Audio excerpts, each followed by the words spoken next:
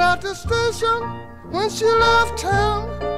I blew on the Scotch and then I didn't. Nehemiah Curtis Jones was born in 1902 in Bentonia, Mississippi, and he was nicknamed Skip. He was a blues singer, songwriter, guitarist, and pianist. So he has quite an interesting history. In the 1920s, he had a series of illicit jobs like gambler, bootlegger, pimp. He started playing as a street singer, playing blues, presumably with his guitar. And he moved around a bit by the sound of it. He kept returning to Bentonia to find that he was rumoured to have died violently. This happened at least twice. Towards the end of the 20s, he started making recordings, which would have been the shellac 78 RPM singles. However, in the 30s, the Great Depression hit America and record sales dried up. And basically people of various types of music stopped being recorded altogether, and blues was one of those. So he slid into obscurity for 30-odd years. He was found in a hospital in 1964 by some blues enthusiasts. They had thought he was dead, but they found him obviously alive, but not well. But he became part of a blues revival, which was partly triggered by the rediscovery of him and of at least one other person. But also kind of, I think, in the wake of there'd been a folk revival at the end of the 1950s in America, which was a rediscovered interest in folk music in general, and blues was thought of as part of that folk tradition.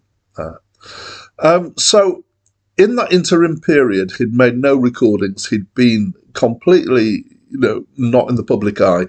Apparently, he gave up playing as a bluesman and became choir director in his father's church. Apparently, he also became an ordained Baptist and Methodist minister. And what else he did is not, it's not written down in the stuff that I've read.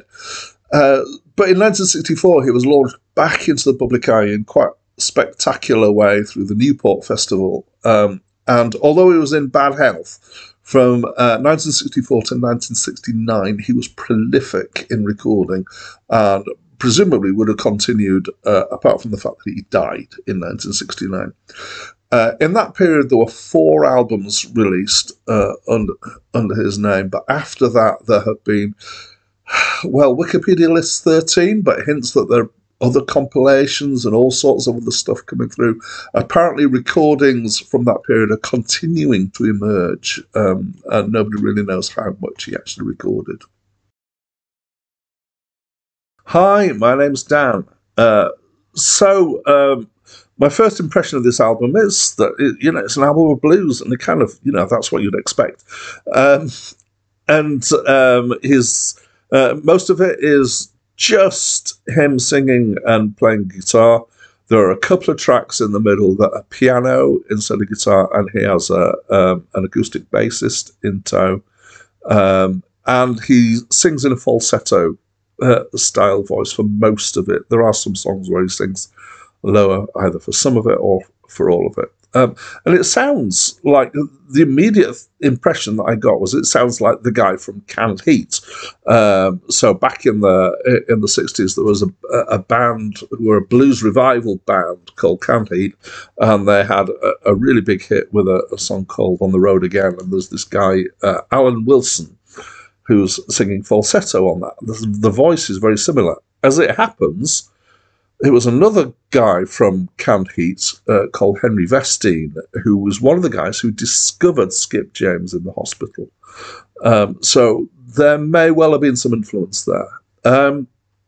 It's decent blues, and I like a bit of blues. There's a finger-picking style that he plays. He's got particularly playing this kind of run, which is the diddly-diddly-diddly-dum-bum kind of run. Nicely done. There are some places where he stumbles a bit on the guitar. I'm guessing that they didn't give him lots of takes, and they just did what he actually recorded, what he actually did. There's a tendency, but this is very prolific in blues and other American folk music, is to add extra bars and half bars just to give yourself a breathing space between lines of singing. The piano tracks actually I liked best because there's some really nice piano playing in there. I would describe it as stride piano. I'm not sure if that's technically right, but that's kind of how I'm thinking of it. The songs are about typical kind of blues fare, unfaithful women, being poor, that sort of thing. There's a nice song about being in hospital. Yeah, so it's decent. I like a bit of blues. In some ways, I'd say that I enjoyed listening to it, but I actually enjoyed probably more reading about his history and digging into the background of the album, which is obviously something that was triggered by the fact that I'm doing this review. That's what I think. I wonder what you think. Please let me know in the comments down below. That's it from me for now.